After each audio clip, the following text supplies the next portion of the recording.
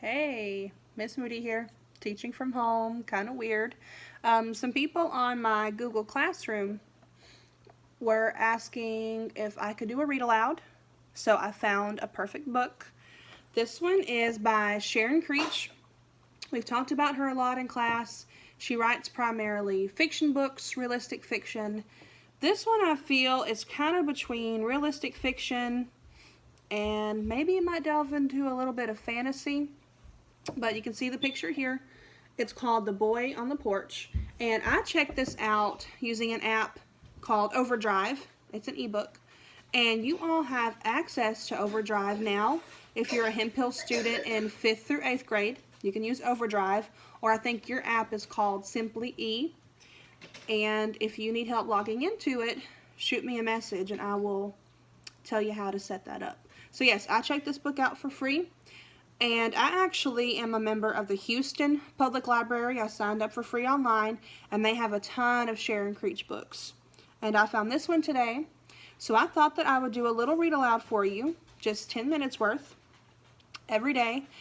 And it should tide us over from being too bored during this whole coronavirus quarantine. So, today we're reading from The Boy on the Porch.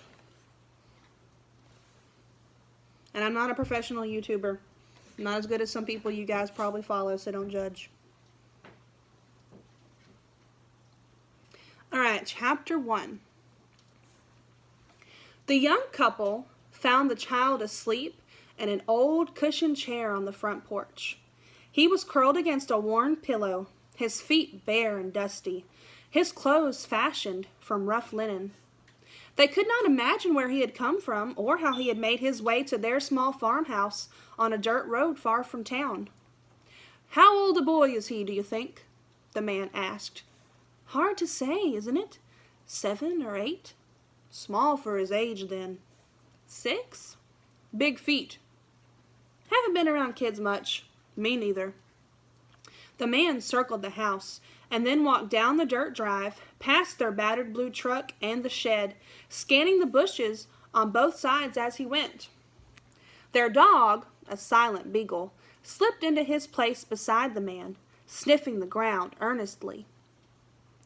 When the man and the dog returned to the porch, the woman was kneeling beside the old cushioned chair, her hand resting gently on the boy's back. There was something in the tilt of her head and the tenderness of her touch that moved him. The young couple, Marta and John, were reluctant to go about their normal chores, fearing that the boy would wake and be afraid. And so they took turns watching over the sleeping boy. It did not seem right to wake him. For several hours they moved about more quietly than usual, until at last John said, "It is time to wake that child, Marta. Maybe he is sick, sleeping so much like that." "You think so?" She felt his forehead, but it was cool, not feverish. They made small noises. They coughed and tapped their feet upon the floor, and they let the screen door flap shut in its clumsy way. But the child still slept. "Tap him," John said. "Tap him on the back." She tapped him lightly at first, and then more firmly, as if she were patting a drum. Nothing. "Lift him up," John said. "Oh, no, I couldn't. You do it." No, it might scare him to see a big man like me. You do it. You're more gentle." Marta blushed at this and considered the child and what might be the best way to lift him. "Just scoop him up," John said. She scooped up the boy in one swift move, but he was heavier than she had expected, and she swayed and turned and flopped into the chair with the boy now in her arms. Still, the boy slept. Marta looked up at John and then down at the dusty-headed boy. "I suppose I'd better just sit here with him until he wakes," she said. The sight of his wife with the child in her lap made John feel peculiar. He felt joy and surprise and worry and fear all at once, and such a rush making him dizzy. "I'll tend to the cows," he said abruptly. "Call me if you need me." Her chin rested on the child's head. Her hand patted his back. "It's okay," Marta whispered to the sleeping child. "I will sit here all day if need be." Their dog normally shadowed John from dawn until dusk, but on this day he chose to lie at Marta's feet, eyes closed, waiting. Before John went to the barn, he scanned the drive again and circled their farmhouse. Finding nothing out of the ordinary, he hurried on to his chores. Marta closed her eyes. It's okay, she whispered. She must have dozed off, for she was startled by something tapping her face. The child's hand rested on her cheeks, his eyes wide, a deep dark brown, and his face so close to hers that she had to lean back to focus. "Oh," Marta said, "don't be afraid. We found you here on the porch. Don't be afraid." He gazed back at her steadily, and then turned to take in the porch, the trees beyond, and the beagle at his feet. He let his hand drop toward the beagle, not reaching for the dog, but as if offering his hand in case the dog should want to sniff it. The beagle sniffed the hand, and then the boy's arms and legs. He licked the dust from the boy's feet. "I am Marta," she said. "What are you called?" The boy made no motion to move from her lap, and he did not answer. "You must be hungry," Marta said. "Would you like something to eat? To drink?" The boy looked at the bushes and the driveway. The boy followed Marta into the house and stood beside her as she cut a thick slice of bread, drizzled it with honey, and set it on a plate beside a ripe pear and a glass of milk. His appetite seemed good, for he ate what was on the plate and licked the honey off his finger. Again he offered his hand to the beagle, letting the dog lick the honey. "Now," Marta said, "can you tell me your name?"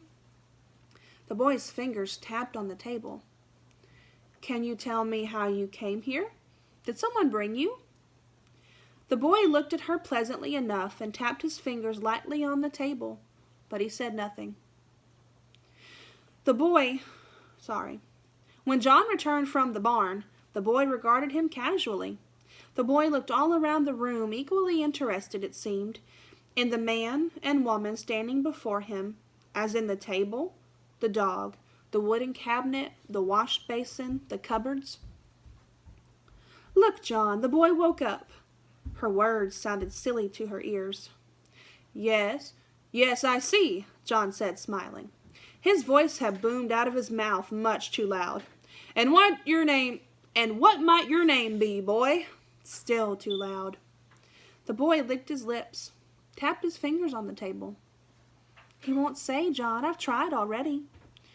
"Is he deaf, do you think?" "No, he seems to hear all right. He just doesn't speak." "Probably too shy," John said. "That's okay, boy. Take your time getting used to us." He turned to his wife. "No one's come for him yet?" "No, shh, no." "Surely someone will come for him, Marta. Shh." The boy reached into his pocket, withdrew a crumpled note, and handed it to Marta. It said, "Please take care of Jacob. He is a good boy. We'll be back when we can." And if you want to look at it, it's kind of hard to tell because we're all backwards here, and maybe the brightness is kind of messed up. But you can see they misspelled some things.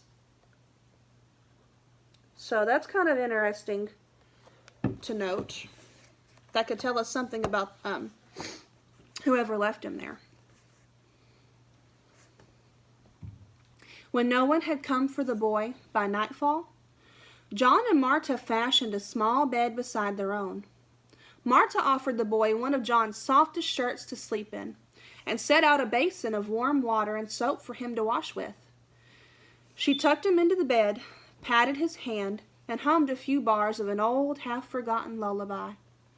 Softly, for she was embarrassed that John might hear her and think her foolish. As she stood to go, the boy reached up and tapped her arm 5 or 6 times, in that funny way he did, always lightly tapping on surfaces, on his own arm, on the dog, on the floor.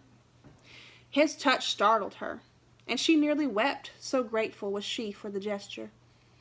After the child was asleep, John said, "This is too strange, Marta. Are you sure you have no idea who No idea. Maybe someone you worked for? Maybe a distant relative? No. Maybe one of your relatives? You know they have no idea where we live. My family never kept track of anybody. But then who? And why us? I thought they'd be back by evening, didn't you? Yes. Surely by tomorrow then. Surely. And guys, that's going to be it for today. We're all the way to chapter 6. All right? Now, if you are watching this on Google Classroom, I have a question for you, and I want you to put your answers in the comments, okay? The question is this. The little boy was tapping on the table a lot instead of talking, and it also said that when Marta was singing to him, he tapped her on the arm. That is kind of peculiar, so I'm wondering, what do you make of all this tapping? Why do you think the boy is tapping on the table and tapping on Marta's arm versus talking verbally with his mouth? Post your answer in the comments below, and I will put what I think as well. See you tomorrow.